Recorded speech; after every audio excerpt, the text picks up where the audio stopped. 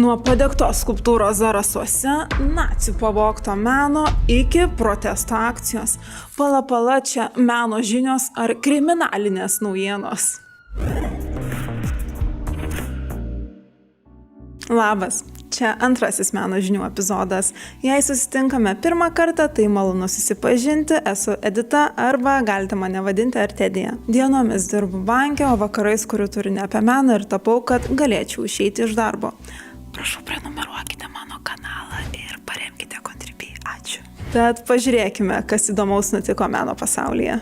Karštų diskusijų centru tapo Zarasai, nes čia rugpjūčio 16 dieną turėjo būti atidengta menininko Mykolo Saukos skulptūra Liudytoja, vaizduojanti nuogą senyvo amžiaus moterį. Deja, dar net neįvykus jos atidengimui, skulptūra buvo apgadinta net 2 kartus.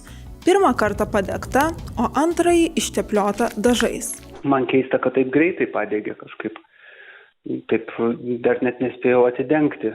Autorius teigia, kad ši skulptūra nebuvo skirta provokuoti, veikiau kelti klausimus ir kviesti pagalvoti. Įtariamasis sulaikytas tai 42 metų vyras, Zarasų miesto gyventojas, anksčiau nebuvo teistas. Kitas menininko skulptūras galite pamatyti prie Mo muziejaus, o jo parodos buvo eksponuotos ir Paryžiuje. Linkiu menininkui daugiau niekada nepatirti tokių nemalonių incidentų. Bet ne tik Lietuvoje menas kelia emocijas. Štai ką paskutiniu metu aptarinėjo pasaulis. Kas galėjo pagalvoti, kad nekilnojamojo turto skelbimas pavirs meno pasaulio sensacija. Įsivaizduokite, naršote aruodę ir viename iš skelbimų namo nuotraukose pamatote kabantį žymų ir seniai ieškomą paveikslą. Būtent taip ir nutiko Argentinoje. Parduodamos vilos nuotraukose buvo pastebėtas italų tapytojo paveikslas, kurio ieškota jau 80 metų, nuo Antrojo pasaulinio karo laikų. Paveikslas, kuris dabar vertinamas apie $50 000,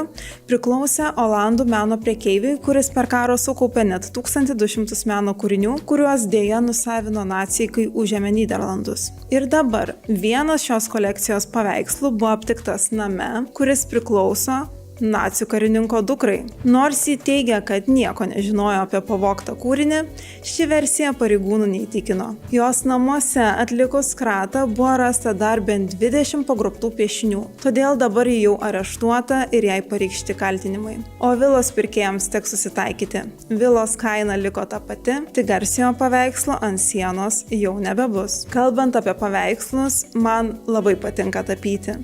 O jei patinka ir tau, tai kviečiu susipažinti su šio epizodo rėmėju – Tapybos studija Jaunasis tapytojas. Tapyba mane lydi nuo vaikystės. Tai mėgstamiausias mano hobis. Tačiau, kai tapai vienas, kartais gali pritrūkti įkvėpimo, užstrigti tapymo eigoje ir nerasti išeities. Todėl tapyti ne vienam užsidarius namuose, o kartu su bendraminčiais prižiūrimam tapybos mokytojas tapybos studijoje skamba kaip pati geriausia idėja. Tad kviečiu tave išbandyti tapybos studijos Jaunasis tapytojas užsiėmimus. Joje grupės yra išskirstytos į 3 lygius pagal amžių, kad mokytojas galėtų tinkamai ugdyti tiek vaikų, tiek suaugusiųjų gebėjimus. Kiekvieną mėnesį išsikelsite tikslą – tapyti po vieną paveikslą ant drobės, remiantis pasirinktų mėnesio įkvėpimo dailininku.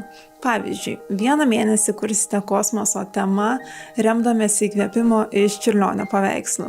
Mokysitės dažų padengimo, sluoksniavimo bei spalvotyros technikų. O kitą mėnesį tapysite gyvūnus ryškiomis spalvomis įkvėpti Henrio Matiso kūrybos.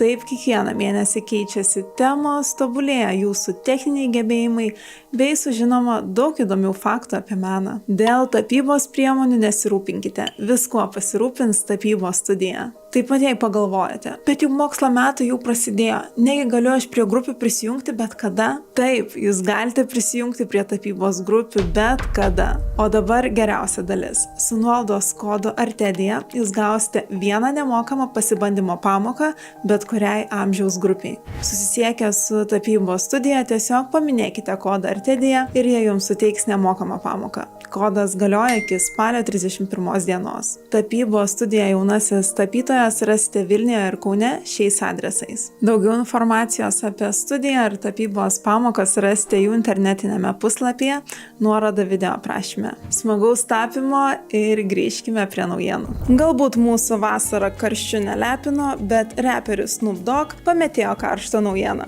Jo kurta meno kolekcija Ashes to Art arba išvertus skambėtų nuo pelenų iki meno buvo parduota už 150 000. Meno kūriniuose jis panaudojo tikrus pelenus nuo savo rūkytos žolės suktinės, o pagrindinis kolekcijos akcentas buvo reperio kalėjimo nuotrauka su pusiau rūkyta suktinė. Nuotrauka padaryta dar 1993-aisiais, kai Snoop Dogg buvo areštuotas Los Andžele dėl tariamo dalyvavimo susišaudyme iš važiuojančio automobilio. Tačiau po 3 metų buvo išteisintas ir pripažintas nekaltu. Kaip jums toks menas? Kas bendro tarp šio vyro ir mumijos? Tatuiruotės? Taip. Ir aš nejuokauju. Na, gal jos neturėjo tiek daug tatuiruočių kaip šis vyras, bet Sibiro stepėse ant 2500 metų senumo mumijos jos buvo aptiktos. Viena tatuiruotė vaizduoja, kaip leopardai medžioja elnę, o kitoje galime pamatyti panašią sceną, tik čia elnę medžioja mitinis pusiau elnės, pusiau erelis. Be to ant mumijos nykščio rasta ir gaidžio tatuiruotė. Mokslininkai mano, kad tatuiruotės buvo atliktos naudojant į adatą panašius įrankius iš gyvūnų ilčių ir kaulų. Mokslininkai ir tatuiruočių meistrai pabandė atkurti piešinius naudojant šią hand poking techniką, o tai yra tatuiravimo būdas, kai dažai į odą yra tiesiog subadomi su adata. Galbūt tatuiruotės keičiasi, bet noras palikti ženklą ant savo kūno nesikeičia jau tūkstančius metų. Ir kaipgi be Banksy ir jo keliamo šurmulio meno pasaulyje? Banksy tai anonimu išliekantis Britų gatvės menininkas, garsėjantis politiškai aštriais ir provokuojančiais kūriniais. Jis sugebėjo nutapyti savo kūrinį ant vieno geriausiai saugomo miesto objektų – Londono karališkųjų teisingumo rūmų sienos. Piešinyje vaizduojamas teisėjas plaktuku pasiruošęs kirsti gulinčiam protestuotojui. Manoma, kad Banksy tai primena rugsėjo pradžioje vykusi protestą dėl Palestinos, kurio metu net 900 protestuotojų buvo suimti policijos. Deja, bet šis kūrinys beveik iškart buvo uždengtas ir galiausiai nuvalytas. Jis gyvavo vos 2 dienas. Tuo tarpu Šiaurės jūroje netoli Didžiosios Britanijos krantų menininkas Anish Kapoor susivienijo su Greenpeace aktyvistais ir įvykdė neeilinę protesto akciją prieš naftos kompanijas. Ant Shell naftos platformos jie pakabino didžiulę drobę ir ją apipurškė kraują primenančiais dažais, kurie buvo pagaminti iš jūros vandens, burokėlių miltelių ir raudonų maistinių dažų. Greenpeace – tarptautinė organizacija garsėjanti radikaliais veiksmais prieš klimato kaitą.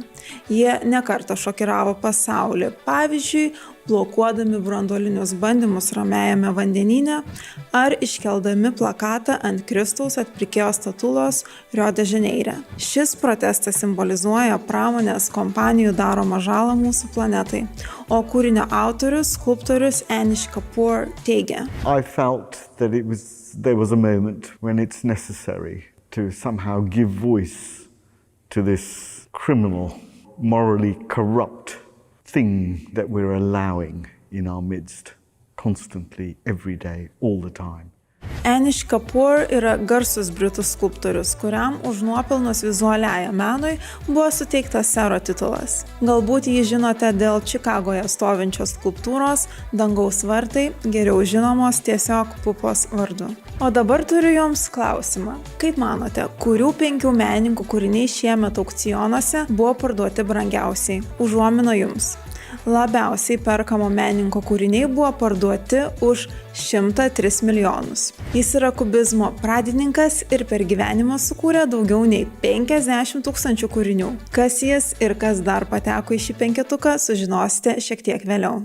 O ką bendra gali turėti ateiviai, piešiniai dykumoje ir dirbtinis intelektas? Peru Naskos dykumoje galima pamatyti kelių tūkstančių metų senumo milžiniškus piešinius, kurie vadinasi geoglifais. hieroglifais. Jie išraižyti žemės paviršiuje arba sudėlioti iš akmenų, kurie atsiskleidžia tik žvelgiant iš labai aukštai, nes gali siekti net iki 400 metrų. Dar prieš beveik 100 metų atrasti piešiniai vaizduoja įvairias figūras. Pavyzdžiui, vorus, beždžiones, kolibrius, o kartais ir milžinų žmonės. Viena egzotiška teorija aiškina, kad piešinių autoriai buvo ateiviai.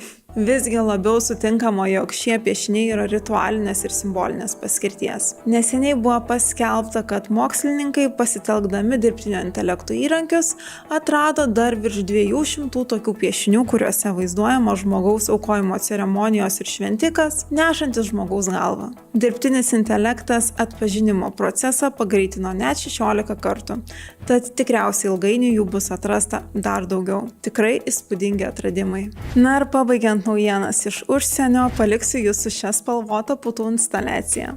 Jos autorė vokietė Stephanie Lüning instaliaciją sukūrė iš vandens, muilo ir maistinių dažų.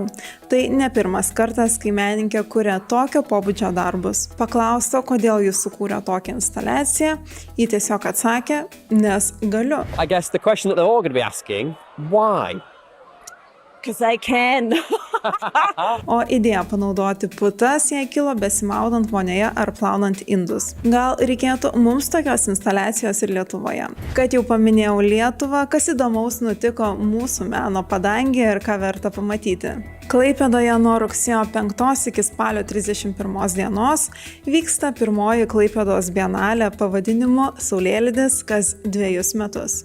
Pagrindinė šio tarptautinio šiuolaikinio meno renginio idėja yra tranzitas. Anot jų šis žodis įgauna platų prasmių lauką.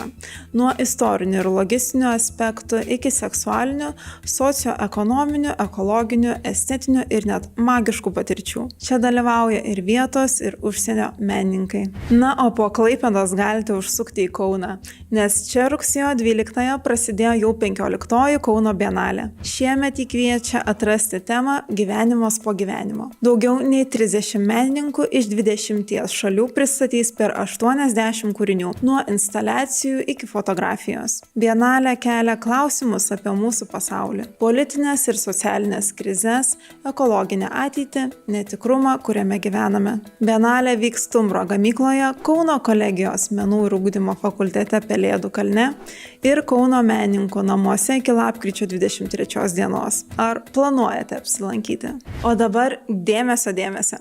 Vienas svarbiausių meno renginių Lietuvoje – šiuolaikinio meno mugė Art Vilnius šiais metais įvyks spalio 3-5 dienomis Litexpo rūmuose. Ši mugė vyks jau 16 kartą. Pirmą kartą ji organizuota 2009 metais. Skaičiuojama, kad mugė kiekvieną kartą aplanko virš 20 000 lankytojų, o per visus šiuos metus ji pritraukė svarbiausius Baltijos regiono meno centrus, galerijas, kolekcininkus ir menininkus. Planuojama, kad šiais metais čia dalyvaus daugiau kaip 300 menininkų iš įvairių šalių. Pavyzdžiui, pirmą kartą mugėje dalyvaus latvių kilmės dailininko Mark Rothko muziejus iš Latvijos. Ar jau turite bilietus? Na, o prieš baigiant epizodą, ar tikrai nieko nepamiršome? Atėjo laikas atskleisti top 5 šių metų paklausiausius menininkus. Lentelėje matote aukcionų pardavimų duomenis ir pirmoje vietoje yra Pablo Picasso. Iš viso parduoti 342 jo kūriniai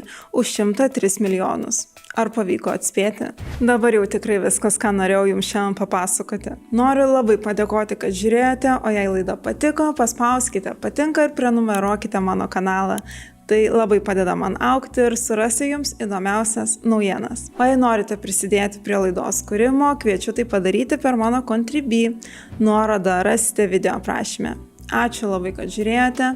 Parašykite komentaruose, ar patiko antrasis epizodas ir iki kito susitikimo.